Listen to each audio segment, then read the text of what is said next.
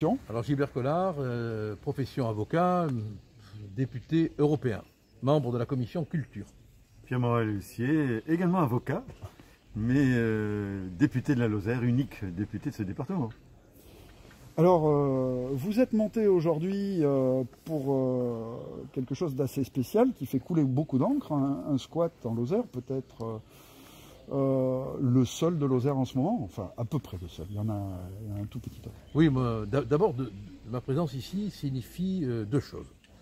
La première, que je veux, par ma présence, témoigner de tout mon soutien aux propriétaires qui vivent aujourd'hui des violations inconcevables du droit de propriété. La seconde, démontrer que, aux côtés de mon ami Morel-Huissier, avec qui j'ai eu l'honneur de partager un mandat parlementaire, nous pouvons parfaitement, quelles que soient nos appartenances politiques, nous réunir quand il s'agit d'un combat citoyen pour la défense des droits. Quand j'étais député, je ne sais pas si tu te le rappelles, mais j'avais fait une proposition de loi pour rendre immédiatement délictuel le fait d'occuper le bien d'autrui. Et j'avais à l'Assemblée lu le guide du squat, parce qu'il existe un guide qui explique comment on peut squatter et faire cocu le pauvre citoyen qui a sa propriété, qui veut y rentrer, qui ne peut plus le faire. Alors on a la simplicité, mon ami Morel-Huissier et moi-même, au-delà de nos appartenances politiques, de trouver ça scandaleux, et on en a marre. On en a marre pour les citoyens, on en a marre pour les pères et pour les mères de famille, on en a marre pour tous ceux qui, d'où qu'ils viennent, ont acheté un bien, et puis le délaissent le temps de partir, faire un tour et reviennent, et ils sont plus chez eux, et on veut que ça s'arrête. Voilà. Dans quelques heures, une décision de justice va tomber, et on espère qu'elle mettra un terme à ce scandale, parce que autrefois on disait naïvement charbonnier et mettre chez soi. Aujourd'hui c'est charbonnier, prends ce coup de pompe dans le cul et va voir où tu habites. Et ça on en a marre, voilà, tout simplement. Donc il y a peut-être une situation, des situations de ce style beaucoup plus marquées dans le Gard. Oui. Je pense à quelques exemples récents. Oui, mais il y a le Gard, il y a la Lozère, c'est une épidémie, d'autant plus que, comme je vous le dis, il y a des organisations qui incitent à occuper la propriété d'autrui. Alors, on laisse faire, on a depuis des années, c'est pas d'aujourd'hui, un abandon du droit. Ce qui est dramatique dans le pays, c'est qu'on a abandonné les règles fondamentales du droit au profit de règles perverses et faussement sociétales. Si vous voulez, il y a en quelque sorte une sociologie de l'humanitarisme homicide qui a remplacé l'application de la loi et du droit classique. Et ça devient vraiment une situation invivable pour les hommes et les femmes. C'est le côté. Imaginez que demain, après être allé passer quelques semaines chez vos beaux-parents si vous êtes mariés, ou chez des copains si vous n'êtes pas mariés, ou si vous êtes mariés même chez des copains, et que vous reveniez et que votre maison est occupée. Bon, voilà, tout est là. Chacun d'entre nous peut le comprendre. Hein. Alors pourtant, il semblerait que le droit français ait évolué ces derniers temps.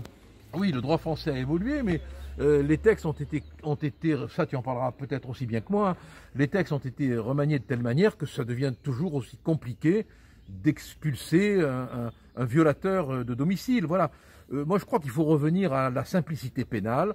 Toute pénétration dans le lieu d'une propriété, quelle qu'en soit la forme, quelles qu'en soient les circonstances, quelles qu'en soient les conditions, constitue une violation de domicile. Point barre.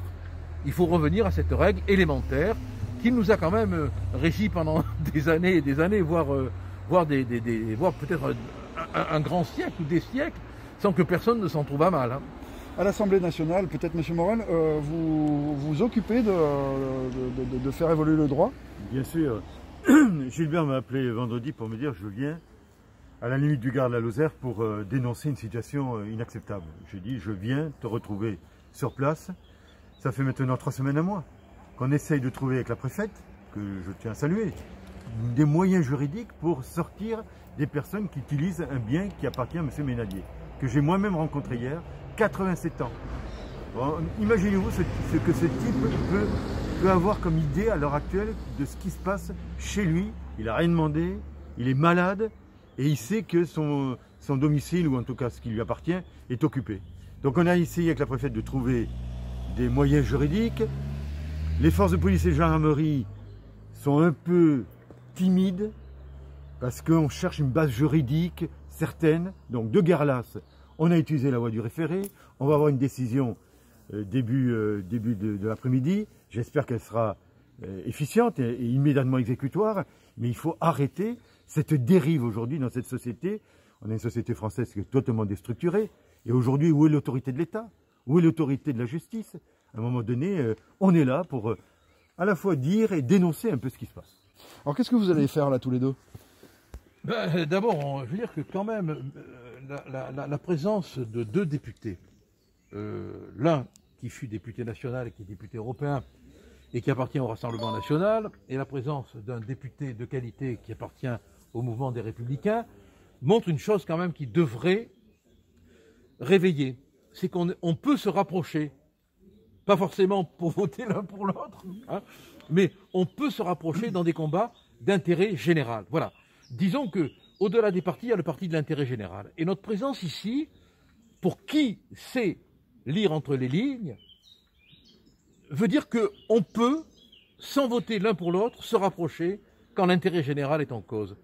Et surtout quand l'intérêt général, mon Dieu, de pauvres gens, hein, de cette personne âgée qui finit ses jours en voyant son bien occupé par des intrus et qui se dit « mais j'ai pas la loi, j'ai pas la force publique, c'est quoi ce pays quoi ?» Voilà, on abandonne des tas de gens et ça c'est pas tolérable et on est là pour mener ce combat. Alors peut-être que cet après-midi, une décision de justice réglera le problème.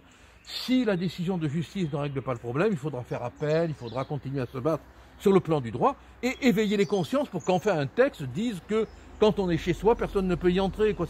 Vous vous rendez compte qu'on est arrivé dans une époque où il faut dire que quand on est chez soi, on est chez soi. Eh ben non, quand on est chez soi, on n'est pas chez soi. C'est ahurissant, quoi, voilà, bon. Et alors, quand on a vu les squatteurs, je ne sais pas comment, les squatteurs, oui. Oui, on dit squatteurs, oui. Dire qu'ils venaient faire du social et qu'ils avaient un projet social. Vous répondez? Qu'ils me prennent pour un con. Qu'ils me prennent pour un con et que ça ne marche pas. L'escroquerie au mot, je connais. Hein, je voudrais savoir où est leur projet social pour l'instant. Je ne l'ai pas vu, hein. Je ne l'ai pas encore vu. Mais ils pourraient inclure peut-être dans leur projet social la protection des domiciles. Je leur propose, moi. Et puis, dans leur projet social, ils pourraient aussi inclure le souci des personnes âgées qui ont un bien et qui veulent le garder. Tiens, ça serait très social, ça. Monsieur Morel, la Lozère, c'est un peu particulier comme territoire au niveau de ses propriétés aussi et des grandes familles qui partent un peu pour la ville et qui ne sont plus là. Oui, mais justement, on est dans la ruralité la plus profonde. Si on commence à laisser faire n'importe quoi, que vont devenir les territoires ruraux? Gilbert Collard vient de le dire. C'est un message qu'on passe aujourd'hui. 2 parlementaires, 2 élus qui expliquent que le droit est bafoué.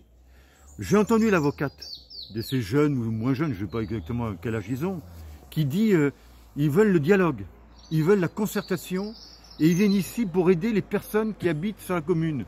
Mais on leur demande rien, on leur demande simplement de partir. Et on leur demande de respecter la légalité. Voilà, donc aujourd'hui, nous sommes 2 parlementaires qui poussons un cri parce que c'est plus acceptable ce qui se passe dans ce pays.